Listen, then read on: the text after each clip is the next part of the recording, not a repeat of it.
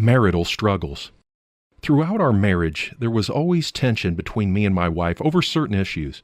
My wife decided to stay married to me so that together we could live and fight for the destruction of infidelity and for the spread of Islam. Shortly after getting married, she became interested in living a normal life, however. Our second problem was a struggle over leadership at home. My wife came from a more tolerant and maternalistic family, but I was from a strong authoritarian paternalistic family. She wished me to have her consent in everything, contrary to my desire and the instruction of Islam. Our third marriage problem arose when I became unemployed and poor as a result of my opposition to the mullahs, and therefore had no choice but to take her and our eldest daughter to live with my mother in the village where I grew up. The limited lifestyle of the village made her unhappy. Later on, when I was caught by the mullahs, she took our daughter and went to the city to live with her parents. She was alone then, and without marital tension, able to think about the future of her and our daughter. Now, after joining me again in Turkey after several months, my situation seemed worse in my wife's eyes. First, I lost money to my business partner. Then I lost my religion, becoming an apostate and a threat to the family. I was trying to surrender my authoritarian leadership and the legacy of my father in Islam to the cross. Her passion for leadership escalated. Sadly, this is typical of Middle Eastern Islamic authoritarian lifestyle. Somebody must be on the throne of tyrannical authority. If the husband comes down, the wife will take over power. Real friendship and partnership has no place in an Islamic family.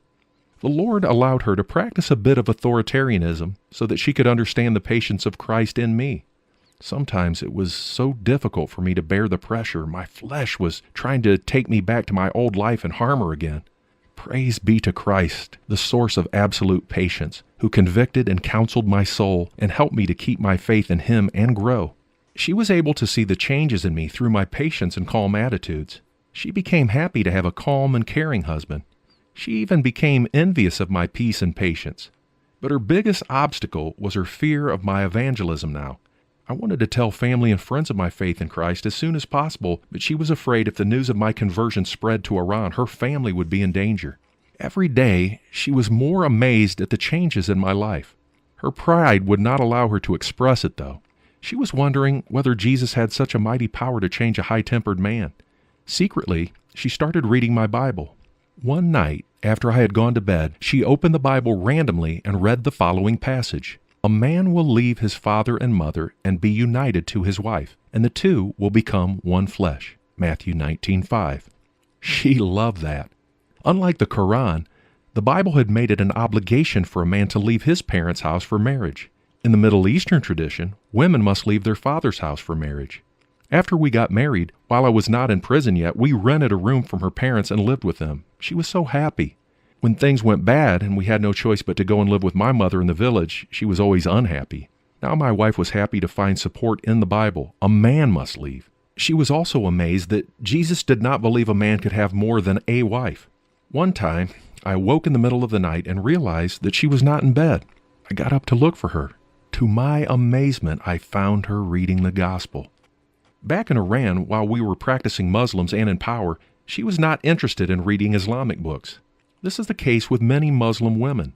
They find in these books that they are lesser than their husbands, their property can be beaten, and their husbands can bring many wives into the marriage.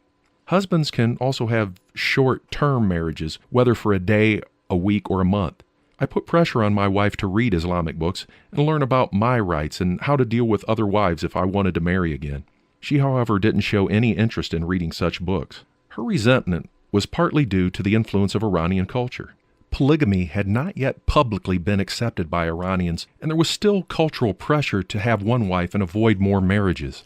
However, once disinterested in reading my preferred Islamic books, she was now reading my gospel.